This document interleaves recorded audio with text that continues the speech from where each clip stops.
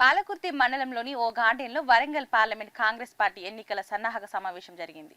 పాలకుర్తి నియోజకవర్గ ఎమ్మెల్యే మామిడాల యశస్విని రెడ్డి, కాంగ్రెస్ ఇన్ఛార్జ్ హన్మల్ల ఝాన్సీ రెడ్డి ఆధ్వర్యంలో ఈ సమావేశానికి వరంగల్ కాంగ్రెస్ ఎంపీ అభ్యర్థి కడియం కావ్య, ఉమ్మడి వరంగల్ జిల్లాలోని కాంగ్రెస్ ఎమ్మెల్యేలు కడియం శ్రీహరి, రేవూరి ప్రకాష్ రెడ్డి, కేఆర్ నాగరాజు ముఖ్య నాయకులు హాజరయ్యారు. రానున్న ఎన్నికల్లో వరంగల్ ఎంపీ అభ్యర్థి కడియం కావ్యను భారీ మెజార్టీతో గెలిపించాలని కోరారు.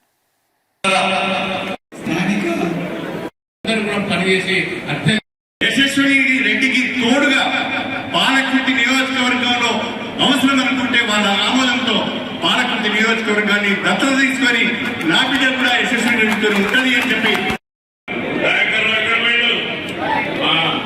ఇప్పుడు వచ్చే రెండు కూడా ఒకటే సేమ్ చీకటి మిత్రులు బీజేపీ బీఆర్ఎస్ అంతకంటే డబుల్ కష్టంగా కనపడి పని చేసి మరి అదే విధంగా మన డాక్టర్ కావ్యాన్ని కూడా రేపు రాబోయే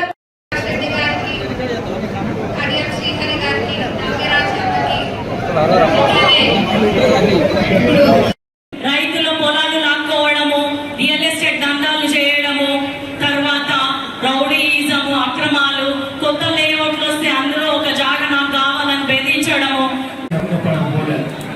కానీ ఈ రోజు ఇక్కడ కాంగ్రెస్ జెండా ఎగరేస్తుంది అని అంటే మరి చాలా మంది అది సాధ్యమా అని చెప్పన్నారు.